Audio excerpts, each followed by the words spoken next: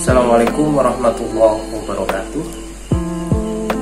Pada kesempatan kali ini, kelompok kami akan menyampaikan uraian tentang epistemologi, salah satu cabang dari filsafat. Sebelum kami menguraikan lebih jauh tentang epistemologi, ada satu yang perlu kita pahami bersama tentang mengapa sebenarnya kita berfilsafat. Bertanya dan mencari jawaban atas berbagai macam pertanyaan telah dilakukan oleh para filsuf dan cerdik-cendekia selama beribu-ribu tahun lamanya. Inilah inti dari filsafat yang sesungguhnya, selalu bertanya dan mencari jawaban atas berbagai fenomena dan persoalan di dalam hidup. Pertanyaan-pertanyaan tersebut misalkan, dari manakah asal muasal alam? Apakah alam ini bersifat material belaka ataukah alam ini ada karena campur tangan Tuhan? Apakah manusia itu sama dengan binatang? Dan sederet pertanyaan-pertanyaan lainnya. Pada awalnya penjelasan tentang berbagai pertanyaan dan kenyataan yang ada ini seringkali bersumber dari alam pikiran mistik, atau inilah yang sering disebut dengan mitologi. Mitologi ini menjadi sangat kental di dalam masyarakat prailmiah.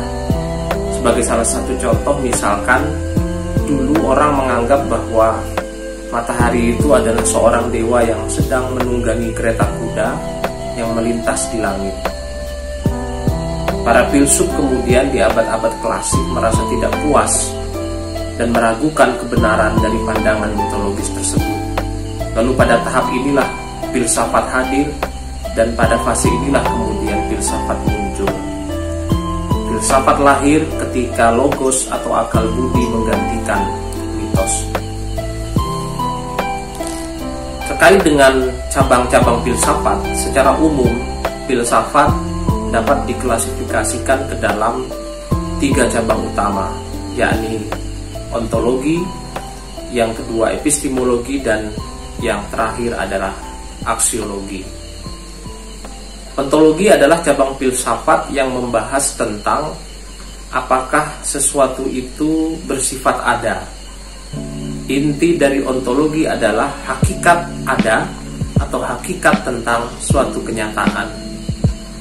Cabang filsafat yang kedua adalah epistemologi. Epistemologi adalah cabang filsafat yang mengkaji tentang hakikat pengetahuan, atau membahas tentang dari manakah pengetahuan itu berasal dan dengan cara bagaimana manusia dapat mengetahui berbagai persoalan yang ada. Dan cabang filsafat yang terakhir adalah aksiologi, yaitu cabang filsafat yang khusus membahas tentang nilai. Termasuk di dalam nilai ini adalah etika dan estetika. Di bagian ini saya akan membahas tentang definisi konsep epistemologi, masalah-masalah dalam epistemologi, dan aliran-aliran dalam epistemologi. Istilah epistemologi berasal dari bahasa Yunani, yaitu episteme, yang berarti pengetahuan, dan logos berarti perkataan, pikiran, atau ilmu. Kata episteme dalam bahasa Yunani berasal dari kata kerja, yaitu epistemai, artinya menundukkan, menempatkan, atau meletakkan. Maka secara harfiah, episteme berarti pengetahuan sebagai upaya intelektual untuk menempatkan sesuatu dalam kedudukan setepatnya. Bagi suatu ilmu, pertanyaan mengenai definisi ilmu itu, jenis pengetahuannya, pembagian ruang lingkupnya, dan kebenaran ilmiahnya merupakan bahan-bahan pembahasan dari epistemologi.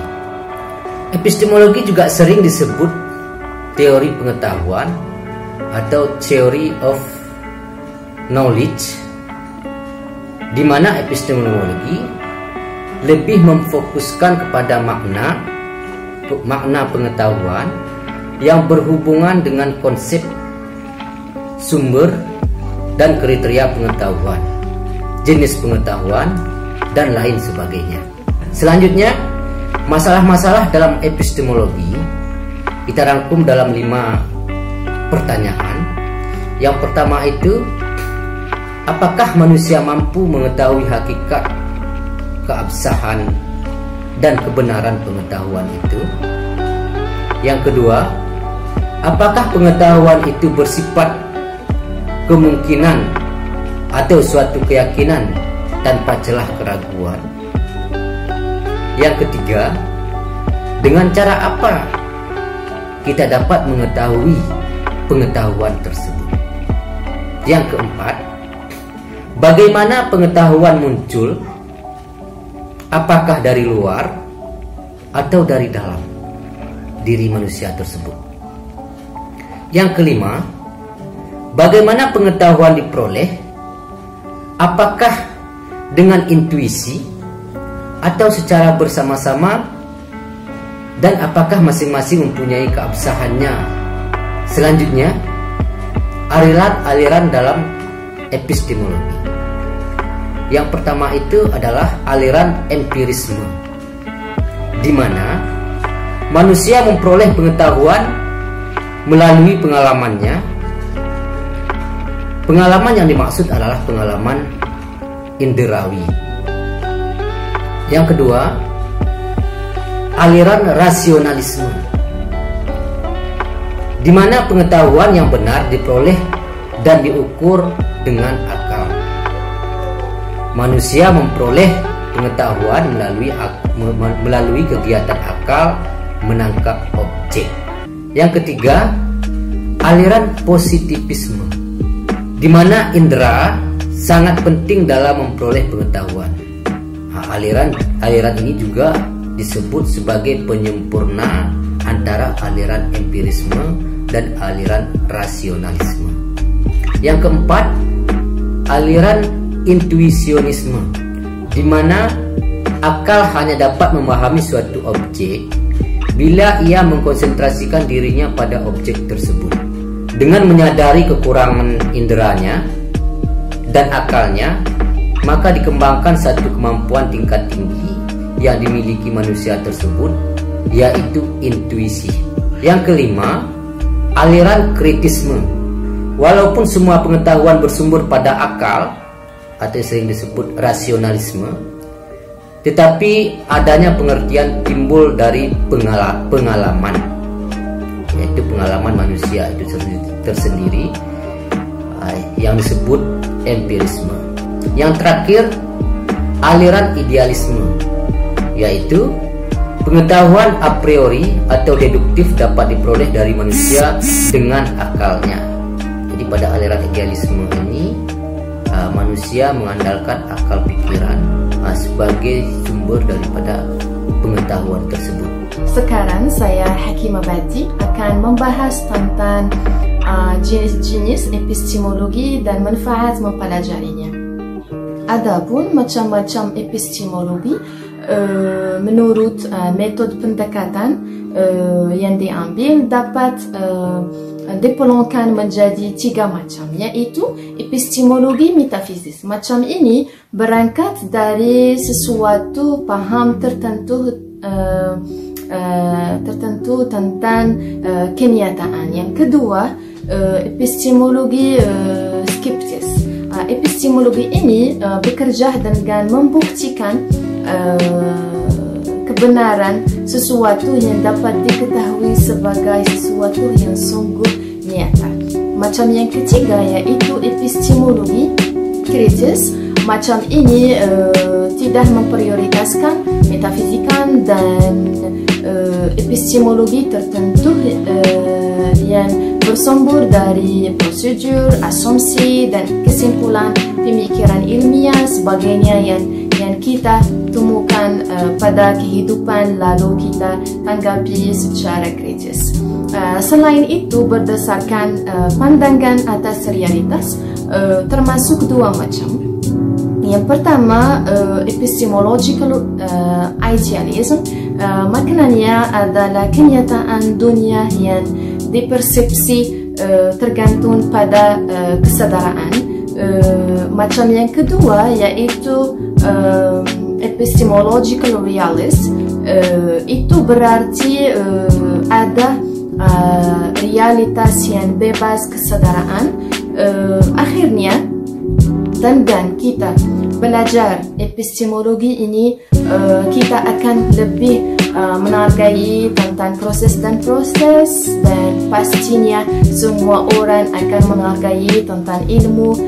Selain itu, epistemologi ini merupakan landasan manusia untuk bertindak dalam kehidupan sehari-hari. Berbicara epistemologi, maka kita akan berbicara tentang sumber pengetahuan dan logika. Pengetahuan adalah masalah yang sangat penting dalam kehidupan manusia, karena pandangan seseorang terhadap terjadinya pengetahuan akan sangat beragam. John Ropers pada bukunya An Introduction to Philosophical Analysis mengemukakan ada beberapa alat untuk memperoleh pengetahuan. Yang pertama ada sense of perception atau perasaan. Kedua ada intuisi atau insight. Yang ketiga ada authority, ada reason atau thinking, ada pengalaman, kesaksian, pikiran dan penalaran, ingatan, minat dan rasa ingin tahu, dan yang selanjutnya adalah knowledge by presence atau kehadiran. Ketika kita bicara logika, maka logika itu adalah ilmu yang memberikan aturan-aturan untuk berpikir valid. Artinya ilmu memberikan prinsip-prinsip yang harus diikuti supaya dapat berpikir secara tepat. Logika adalah hukum untuk berpikir secara tepat. Ia memiliki syarat-syarat yang harus dipenuhi oleh pemikiran untuk membentuk pengetahuan yang tepat. Logika adalah ilmu pengetahuan yang mengatur penelitian hukum-hukum akal manusia sehingga menyebabkan pikirannya dapat mencapai kebenaran. Logika ialah ilmu pengetahuan yang mempelajari aturan-aturan cara-cara berpikir yang dapat menyampaikan manusia kepada kebenaran. Logika adalah ilmu pengetahuan yang mempelajari pekerjaan akal dipandang dari jurusan benar atau salah. Jadi bagaimana cara kita berpikir, sudut pandang kita itu akan sangat dipengaruhi oleh logika. Meskipun logika itu juga dipengaruhi oleh sumber-sumber pengetahuan yang tadi sudah disebutkan, maka dari itu sumber pengetahuan dan logika sangatlah erat. Demikian ketika kita berpikir tentang epistemologi. Pada bagian ini, saya akan menjelaskan tentang hukum-hukum dan unsur-unsur berpikir. Hukum-hukum dalam berpikir, Aristoteles menyampaikan 3 hukum berpikir. Yang pertama, hukum identitas. Suatu benda adalah benda itu sendiri. Kedua, hukum kontradiksi. Sesuatu benda pada saat yang sama tidak bisa menjadi benda itu sendiri dan benda yang lain. Yang ketiga, hukum penyisihan jalan tengah. Sesuatu adalah sesuatu yang ini atau sesuatu yang itu. Kemudian ditambahkan oleh Leibniz, ada hukum alasan yang cukup. Adanya sesuatu dan adanya perubahan atas sesuatu harus mempunyai alasan yang cukup. Unsur-unsur berpikir. Maknanya adalah seseorang yang melakukan kegiatan berpikir, pertama-tama harus mengerti atau memahami apa yang menjadi objek berpikirnya. Ini menuntut adanya pengetahuan atas objek tersebut. Hubungan unsur berpikir. Dalam suatu kegiatan berpikir, seseorang umumnya melihat hubungan antara pengertian-pengertian, baik yang bersifat mempersamakan maupun membedakan, baik secara tersirat maupun tersurat. Kesimpulan unsur-unsur berpikir. Kegiatan berpikir akan memperoleh hasil jika sudah diperoleh kesimpulan. Kesimpulan terjadi setelah proses pengertian dan penentuan hubungan yang terjadi, sehingga dapat ditentukan keputusan atau kesimpulan atas apa yang menjadi objek berpikir. Demikian yang bisa saya sampaikan. Ada kurangnya, saya mohon maaf. maaf yang sebesar-besarnya. Assalamualaikum warahmatullahi wabarakatuh. Jiwa UPI Universitas